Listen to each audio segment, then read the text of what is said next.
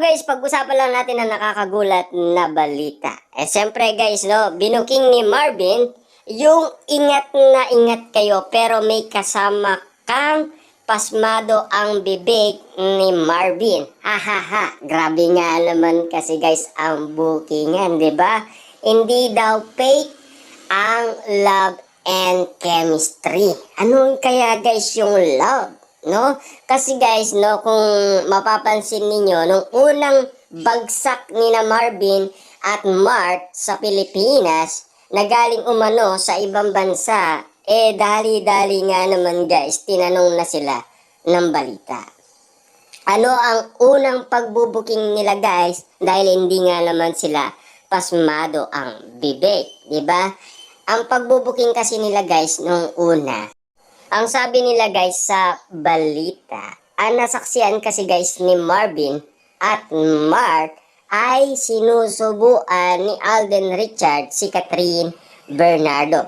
Ito pa ang matinding pagbubuking guys ni Marvin at Mark, 'di ba?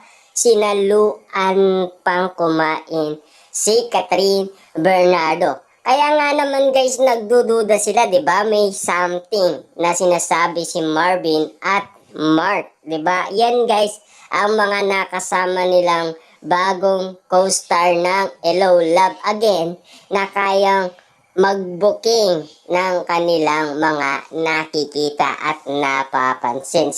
Siyempre guys, sila yung nagsabing sabay lagi silang kumain, sabay lagi silang magpahinga, sabay lagi silang magkatabi.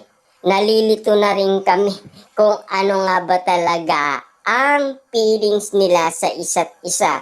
Pero daw ang sinasabi lang nila, magkaibigan lang sila. Yun kasi guys ang laging inaayag nila. Pero kita nyo naman guys, ang pagbubuking lantaran guys ha. Siyempre, grabe nga naman yung pagbubuking na yun guys, 'di ba? Kung mapapansin ninyo guys, no, si Alden, may kita mo yung reaction ng kanyang muka. At si Catherine Bernardo guys, mapapansin mo na tinuturo niya yung bibig sa ibang tao, 'di ba? Grabe nga naman kasi. Ingat na ingat sila guys sa lahat ng interview. Unang-una guys, no, 3 months ago na to, MJ Felipe, naitanong sila sa Canada, 'di ba? Kung ano ang ibig sabihin guys ng date nila na spotted sila sa may Calgary downtown, 'di ba? Siyempre guys, kakalat 'yun sa buong Canada pero hindi naman kumalat 'yun guys sa buong Canada, pati na rin guys sa Pilipinas, 'di ba? Kitang-kita naman natin kasi guys na ingat sina Catherine Bernardo at Alden Richard. Pero pagdating kay Marvin, ayan na. Lantaran na talaga guys, 'di ba? Yung love daw at ang chemistry hindi daw fake. Kasi guys, hindi naman siya pasmado ang bebek. Siyempre guys, una pa lang binuking na sina Catherine Bernardo at Alden Richard na nagsubuan daw si tangina guys, grabe.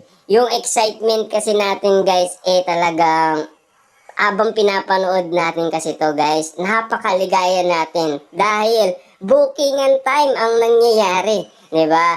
Ganito guys ha, sinubuan ni Alden Richard si Catherine Bernardo, yan ang na-feel good at napakagandang kwento at kinikilig sila sa kwento ayon guys sa balita.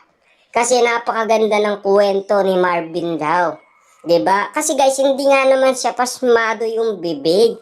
Kaya nga naman, kung ingat na ingat ka, huwag ka magpatago ng lihim kay Marvin.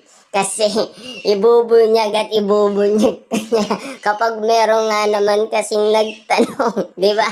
Grabe nga naman kasi guys, habang pinapanood natin ito, tawa na tayo talaga. Sobra. Kasi kung mapipil natin ito guys, ay grabe, ang daming kinilig dito guys, ang daming natawa. Sabi nga nila, Marvin, booking mo pa, sige pa. Marvin, go pa, go pa. Sabihin mo na yung totoo, Marvin. Go lang, Marvin, go lang. 'Di ba? Kita nyo naman guys, Marvin, una pa lang binoking na. Kaya tayo guys, updated tayo sa lahat ng issue. Diba? Unang palang pagdating ng yan guys, bagsak nila sa Pilipinas, bookingan time na kaagad. Kasi, nag-iintay kasi guys, ang mga balita. Dali-dali nga naman kasi guys, tinanong sina Marvin at Mark kung kumusta sina Catherine Bernardo at Alden Richard sa Canada o kumusta sila na nakasama nila sina Alden Richard at Catherine Bernardo. Yung ano guys ang sinabi nila bookingan time kasi ibang klase yung sinasabi ni Mark guys yung sinubuan ni Alden Richard si Catherine, 'di ba? Grabe yun. Sinaluan pa at pinagluto pa guys ni Catherine Bernardo, 'di ba? At lalong-lalo na guys, pinagdadalan pa daw ni Catherine Bernardo ng pagkain.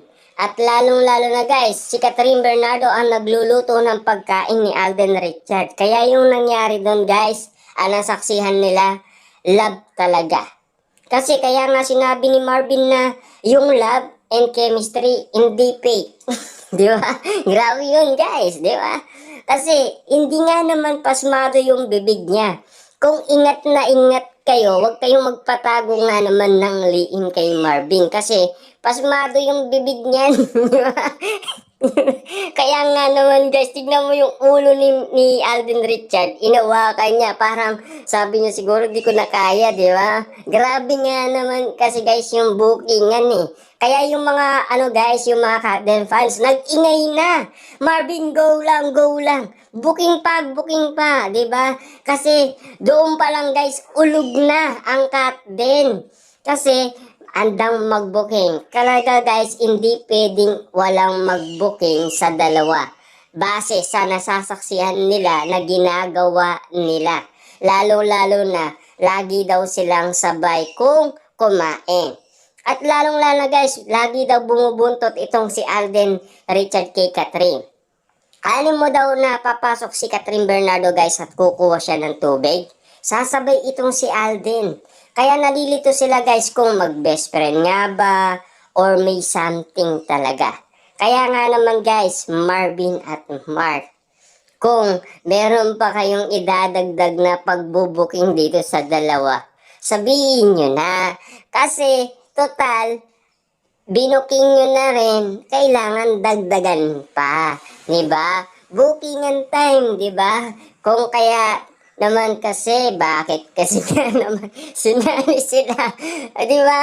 Ang tagal-tagal na tinago ang lihim. Pero kay Marvin lang pala, babagsak ang ganitong sitwasyon, diba?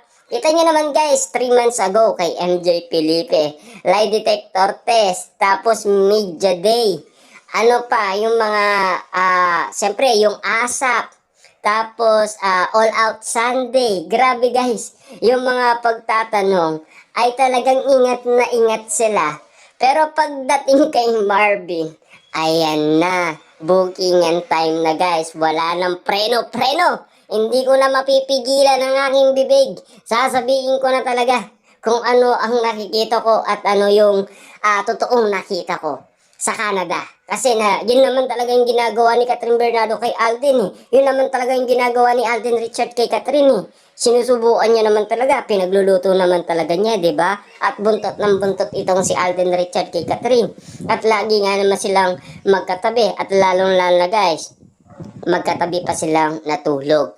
Yan kasi guys ang mga lihim na talagang binuksan ni Marvin sa atin. Siyempre guys, hindi nga naman siya pasmado ang kanyang bibig.